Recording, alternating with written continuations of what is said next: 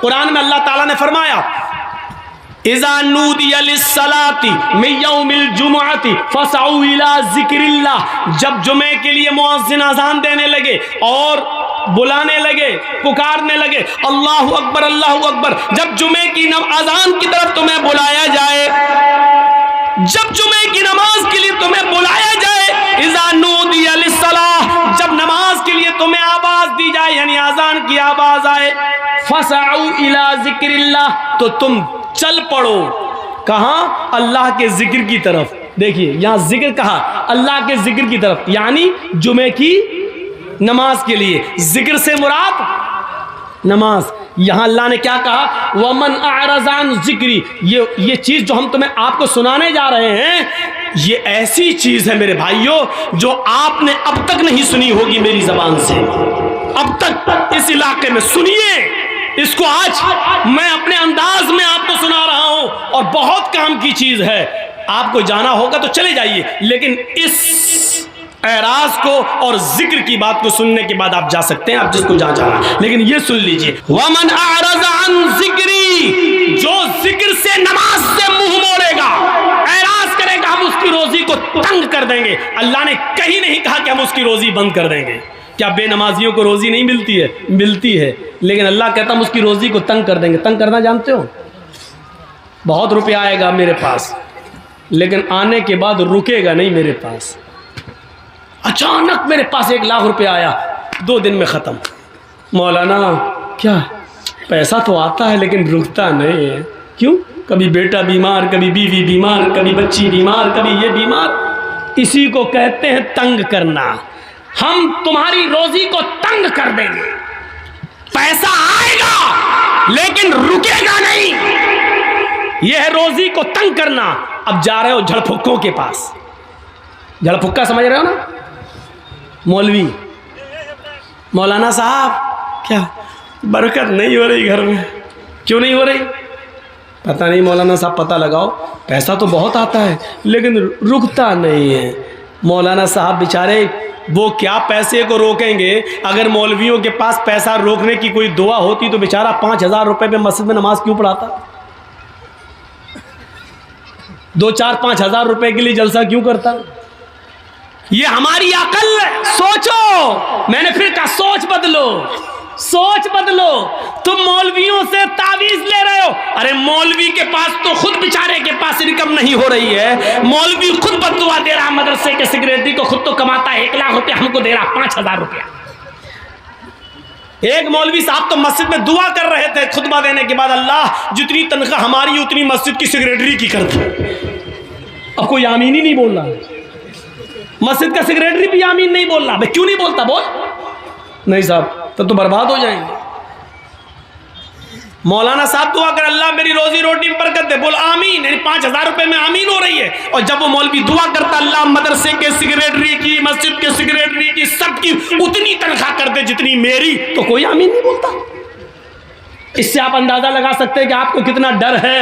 5000, 6000, 10,000 रुपए में आप जानते हैं कि मेरा घर नहीं चल सकता है, तो फिर मौलवियों के लिए कौन सोचेगा? उलमा के लिए कौन सोचेगा? मस्जिद के इमामों की फिक्र किसको होगी? सोचो। आप अपने बच्चों को कॉन्वेंट में पढ़ाते हो, आप अपने बच्चों को इंग्लिश मीडियम में पढ़ाते हो। आपका बच्चा इंटर करने के बाद, साइंस साइड से बायो लेने के बाद, MBBS को नीट में पास करके वहां चला जाता, वो कमाएगा। लेकिन मदरसे में पढ़ने वाले बच्चों के बारे में कभी आपने तसव्वुर किया है कि ये कितने भी बड़े मौलाना बन जाएं, आलिम बन जाएं, लेकिन इनकी दौड़ मस्जिद और मदरसे से बाहर नहीं जा सकती है? कभी सोचा है आपने इन मदरसे से पढ़ने वाले तलबा के बारे में? मैंने कहा ना मेरी तकरीर आज पूरी सोच के ऊपर होगी। सोच बदलो। इनके बारे में कौन सोचेगा? कौन? एक MLA, एक MP, एक सरपंच, एक मुखिया अपनी बेटी की शादी बड़े धूमधाम से कर रहा है, लेकिन इसी गांव में एक वो गरीब लड़की भी रहती है जिसके बाप के पास मोटरसाइकिल खरीदने का पैसा नहीं है कि वो देकर अपनी बेटी का हाथ पीला कर सके। इस बेटी के बारे में कौन सोचेगा? किसको फिक्र होनी चाहिए? MLA, MP की बेटी बारात उसके घर में आती है, 500 और 1000 आदमियों को बेहतरीन खाना खिलाएगा। लेकिन सोचो, उस गरीब आदमी की बेटी के घर में अगर 400 और 500 आदमियों की बारात नहीं, सॉरी, बारात का लफ्ज बदनाम मत करो, इसलिए मैं कहता हूं ये 400 और 500 चोर, ये लुटेरे, ये डाकू जिस घर में पहुंच गए हैं, कभी सोचा है कि उस लड़की का बाप इनको कहां से खिलाएगा, क्या कहां से कर्जा लेगा? इन बेटियों के बारे में कौन सोचेगा और इनके माँ बाप के बारे में कौन सोचेगा? इस्लाम ने तो गरीबों के लिए भी रास्ते निकाले थे, आपने रास्ते बंद क्यों किए? सुनना पड़ेगा आज तुम्हें, क्या तुम्हारे बाप को भी सुनना पड़ेगा? जब तक मैं यहाँ हूँ, ये अथॉरिटी, एक पावर मुझे जनाब मोहम्मद रसूलुल्लाह की शरीयत ने दिया है, ये सुनना पड़ेगा तुम्हें। इसलिए सोचो, कुरान ने बार बार कहा फ़अतबिरू या उलिल अब्सार, आए अकल रखने वालों सोचो। कुरान ने बार बार कहा तदब्बरून, क्या तुम गौर व फिक्र नहीं करते? ताक़िलून, क्या तुम अक्ल शऊर से काम नहीं लेते? कुरान ने बार बार सोचने और फिक्र करने की दावत दी है कि सोचो। वमन अअरज़ अन ज़िक्री फ़इन्न लहू मईशतन ज़ंका, जो दुनिया में अल्लाह के जिक्र से एराज करेगा, हम उसकी रोजी को तंग कर देंगे। फिर समझो एराज किसको कहते हैं? एराज हमारी बीवी का, यानी हमारा और हमारी बीवी का, दोनों का बच्चा तो एक ही होता है। बच्चा लेटा है, पैदा हुआ है, 6 महीने का है, 7 महीने का, माँ का दूध पीता है, लेकिन माँ टीवी का सीरियल देख रही है। सोचिएगा, माँ टीवी का सीरियल देख रही है, बहुत अच्छा नाटक आ रहा है, बहुत अच्छा सीरियल आ रहा है, बच्चा भूख से रो रहा है, माँ की जिम्मेदारी है कि अपने रोते हुए बच्चे को उठाए, अपनी पिस्तान से अपना दूध पिलाए, लेकिन माँ जानती है कि बच्चा रो रहा है, लेकिन बच्चे को रोने दे रही है, लेकिन सीरियल का ड्रामा नहीं छोड़ रही है, थोड़ी देर का और है, इसको पूरा हो जाने दो, बच्चे को दूध पिलाऊंगी तो सही से देख नहीं पाऊंगी। इसको कहते हैं कि इस माँ ने बच्चे से एराज किया है, यानी माँ बच्चे को भूल गई है। माँ ने बच्चे को भगा नहीं रही है, बच्चे को फेंक नहीं रही है, बच्चे को मार नहीं रही है, बच्चे से पीठ फेर ली, यानी एराज कर लिया। यानी माँ अपने बच्चे की फिक्र नहीं कर रही है, बल्कि सीरियल की फिक्र कर रही है। इसका मतलब क्या है? एराज कर, इसको कहते हैं एराज। अब आप समझ गए ना एराज किसको कहते हैं? घर में आग लगी है, आग जल रही है, मेरा घर जल गया और हम मैच खेलने में लगे, किसी ने खबर दी तुम्हारा घर जल गया, जल्दी जाओ। अब हमें फिक्र होनी चाहिए कि हम अपना घर बनाएं, दोबारा बनाएं। जितना जल गया कोई बात नहीं, जितना बच जाए जल्दी जाएं, पानी वानी डालकर उसको ठंडा करें। जो जल गया वो तो जल गया, लेकिन जो बचा सकते हैं उसको तो बचाएं। लेकिन हमें घर की फिक्र नहीं है, बल्कि हम मैच खेलने में लगे हैं। इसको कहते हैं कि हमने घर से एराज किया, हमने घर से एराज किया, हमें घर की फिक्र नहीं है। इसको कहते हैं एराज। बच्चे से मुंह फेर लिया, यानी बच्चा रो रहा है लेकिन माँ टीवी देखने में लगी है, इसको कहते हैं बच्चे से मुंह फेरना, इसी को एराज कहते हैं। और कुरान ने इसी को कहा है वमन अअरज़ अन ज़िक्री फ़इन्न लहू मईशतन ज़ंका, जो मेरे जिक्र से, मेरी नमाज से एराज करेगा, यानी आज़ान के वक्त मस्जिद में नहीं आएगा, खेत में लगा हुआ है, खेती कर रहा है, बाजार में लगा हुआ है, मार्केटिंग शॉपिंग कर रहा है, हाँ, चाय पीने में लगा है, होटल में बैठा है, आज़ान की आवाज सुन रहा है, लेकिन मस्जिद की तरफ नहीं जा रहा है। आज़ान की आवाज सुन रहा है, कैरम बोर्ड खेल रहा है, आज़ान की आवाज सुन रहा है, लेकिन वो अपने मशगले में अपने काम को नहीं छोड़ रहा है। इसको कहते हैं कि उसने नमाज से एराज किया है। वमन अअरज़ अन ज़िक्री, दुनिया का कोई मौलवी तुम्हें कोई ताबीज नहीं दे सकता है, तुम्हारे घर में मालो दौलत के दरवाजे नहीं खोल सकता है, तुम्हें घर में खैर और बरकत का कोई ताबीज नहीं दे सकता है। अगर कोई मौलवी देता है तो वो झूठ बोलता है, अगर देता है तो ड्रामा कर रहा है, नौटंकी कर रहा है।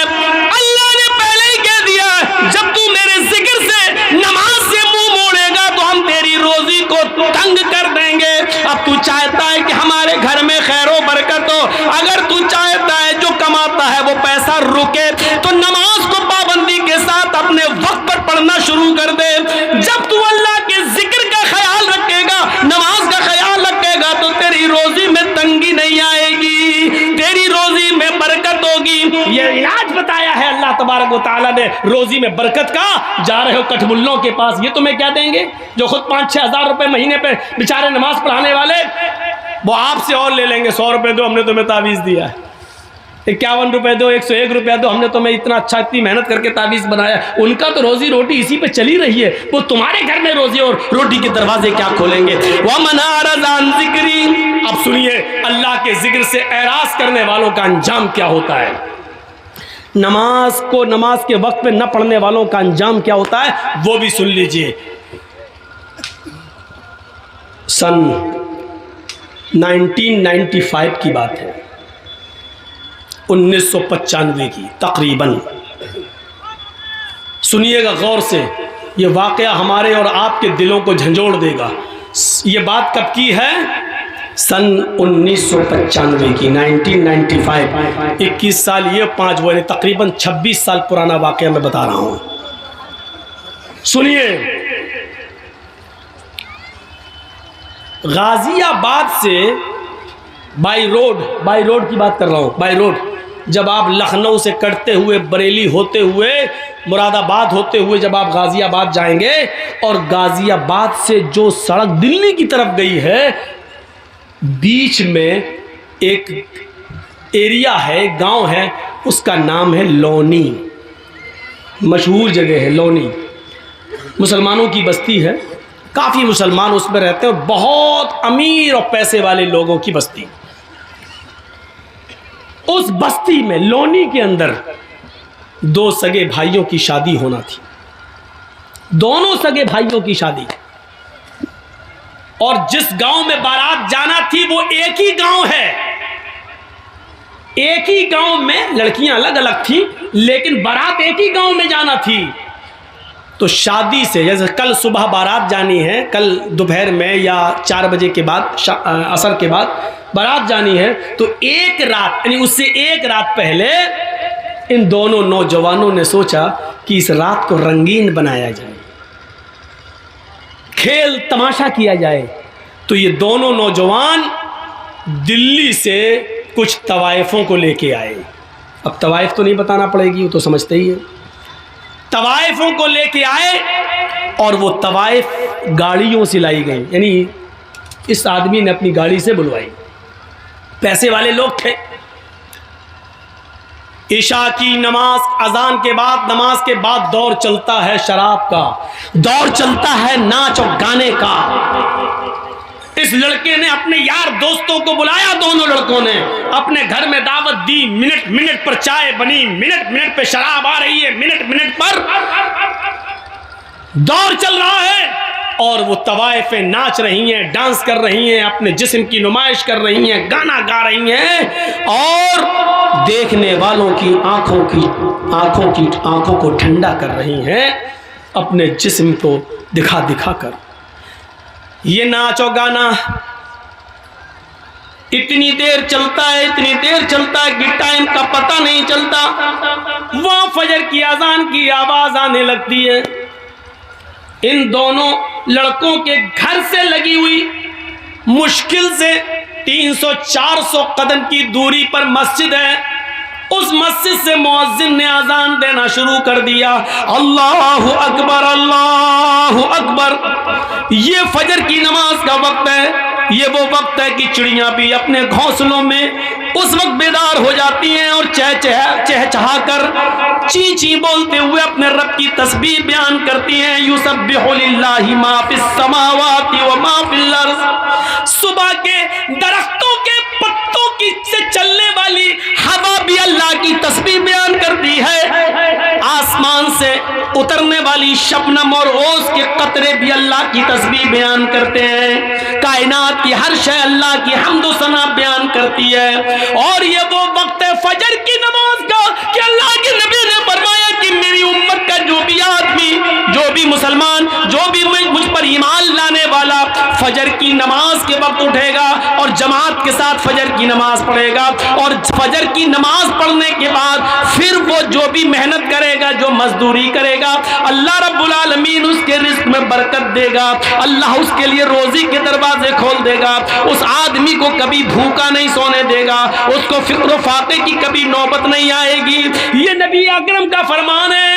ये तवाइफे जो नाच रही थी, जो डांस कर रही थी, आजान की आवाज सुनती है, आजान की आवाज सुनती है, अल्लाहु अकबर अल्लाहु अकबर, ये आजान की आवाज उन तवाइफों के कानों में जाती है। तो आजान के एहतराम में इन तवाइफों ने गाना बंद कर दिया और नाचना मौकूफ कर दिया, नाचना बंद कर दिया और गाना बंद कर दिया।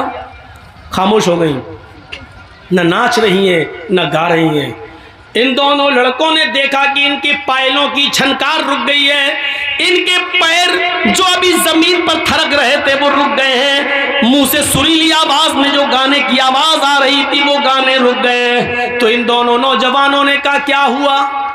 तवाइफों से, क्यों रुक गई हो, क्या बात है? इन तवाइफों ने जवाब दिया, मस्जिद से आजान की आवाज आ रही है, हम आजान के एहतराम में रुक गए हैं, हम भी मुसलमान हैं, अगरचे नमाज नहीं पढ़ते हैं तो क्या हुआ, लेकिन आजान का एहतराम करते हैं, हम आजान का एहतराम करते हैं, हमारी मजबूरियों ने हमको तवाइफ बना दिया है, नाचने और गाने वाला बना दिया है, वरना हम तवाइफ नहीं थे। हमारा ये मतलब नहीं है कि हम नाचेंगे नहीं, गाएंगे नहीं, लेकिन इतनी देर रुक जाने दीजिए जितनी देर मस्जिद से आजान की आवाज आ रही है, हमको इतनी देर रुक जाने दीजिए। हमने आजान के वक्त कभी गलत काम नहीं किया है, हमने आजान के वक्त कभी गलत काम नहीं किया है, आजान का एहतराम मैं करती हूँ, मैं अभी नाच नहीं सकती और गा नहीं सकती। इन दोनों नौजवान लड़कों ने जो जुमले कहे वो सुनो क्या थे। इन दोनों नौजवान लड़कों ने जवाब दिया, सुनो गाने सुनने वालों, सुनो टीवियां देखने वालों, सुनो मोबाइलों में 1 GB और 2 GB मिलती है तो पूरी फिल्मों में और ड्रामे देखने वालों। इन दोनों नौजवानों ने जवाब दिया इन तवाइफों से, अजान तो दिन भर में 5 मरतबा होती है, लेकिन तुम तो रोजाना नहीं आती हो, मुअज्जिन का काम है अजान देना, वो अपना काम कर रहा है, तुम्हारा काम है नाचना और गाना, तुम अपना काम करो, अगर तुम रुक गई तो हम तुम्हें रात भर की मेहनत नहीं देंगे। उन तवाइफों ने सोचा कि मुझे रात भर की मेहनत न मिले तो इससे बेहतर है कि नाच लूं, दिलों का हाल तो अल्लाह जानता है कि मैं आजान का एहतराम कर रही हूँ। वो औरतें, वो तवाइफें फिर नाचने लगी, अजान की आवाज आ रही है, उनका दिल गवारा नहीं कर रहा है नाचना, लेकिन इन दोनों भाइयों ने कहा, मुअज्जिन अपना काम करता है, तुम अपना काम करो, अगर नहीं करोगी तो हम तुम्हें मेहनत नहीं देंगे, हम जो सौदा हुआ है वो तुम्हें रकम नहीं देंगे। उन तवाइफों ने दोबारा नाचना और गाना शुरू कर दिया। सुनो, अजान के वक्त फिल्में देखने वालों, अजान के वक्त नाचो गाना देखने वालों, अल्लाह के जिक्र से मुंह फेरने वालों, बजाय मस्जिद के अपने खेतों में जाने वालों, बजाय मस्जिद के मॉल में शॉपिंग करने वालों, बजाय मस्जिद में जाने के होटलों में बैठ के चाय पीने वालों, बजाय मस्जिद में जाने के इंडिया पाकिस्तान का मैच देखने वालों, बजाय मस्जिद में जाने के अपने आप को लहू व लहब में मसरूफ रखने वालों, इन तवाइफों ने नाच गाना शुरू कर दिया। ये नाचती रही हो, ये नाच गाना सुबह 7 बजे तक चलता है। अपने वादे के मुताबिक इन दोनों भाइयों ने, अपने वादे के मुताबिक इन दोनों भाइयों ने उन तवाइफों को पूरी मजदूरी दी। उन तवाइफों ने कहा, देखिए हम औरत जात हैं, पेशावर तवाइफ जरूर है, हम पैसा मिलता है, सिर्फ नाचते और गाते हैं, लेकिन अपने जिस्म का सौदा नहीं करते हैं, हमारी इज्जत को खतरा है, तुम लोग इज्जत के साथ मुझे लेके आए हो, मुझे इज्जत के साथ दिल्ली तक पहुंचा दो।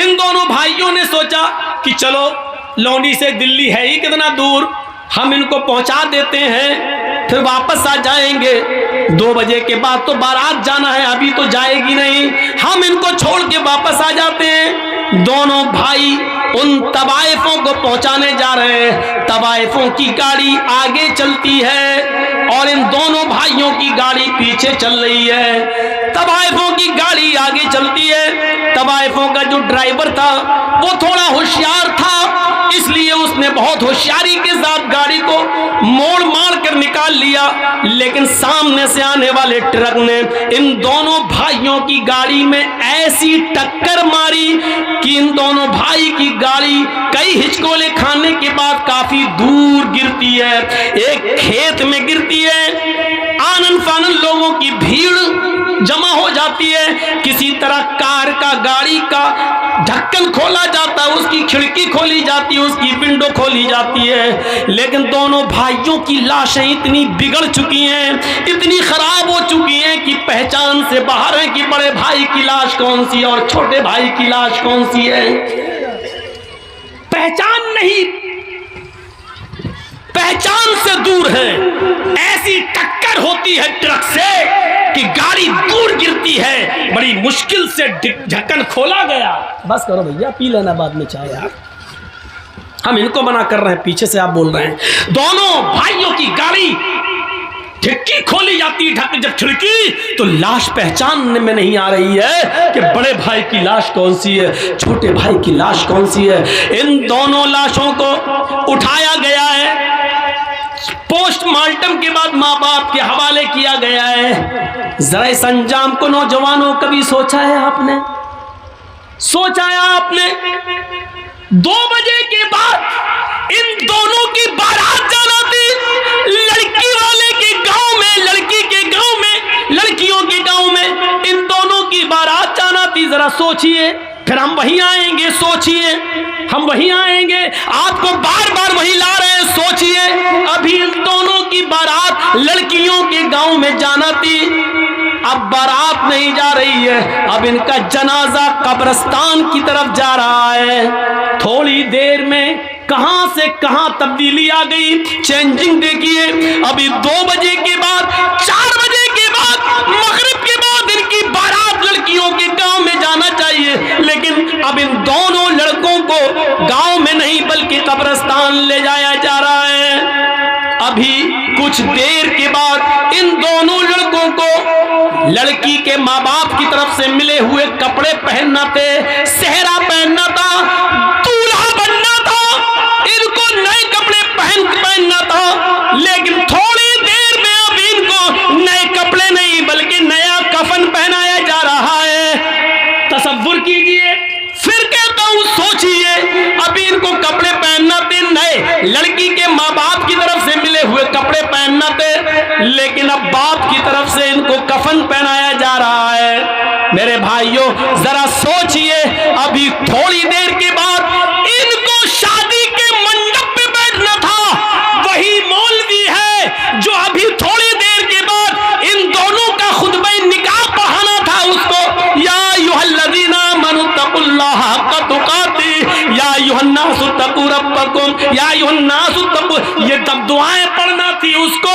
अभी खुतबा निकाह में ये आयतें उसको पढ़ना थी, लेकिन अब वही मौलवी खुतबा निकाह के बजाय अल्लाहुम्मा ग़फ़िर लिहय्यिना व मय्यतिना व शाहिदिना व गाइबिना व सगीरिना व कबीरिना पढ़ रहा है।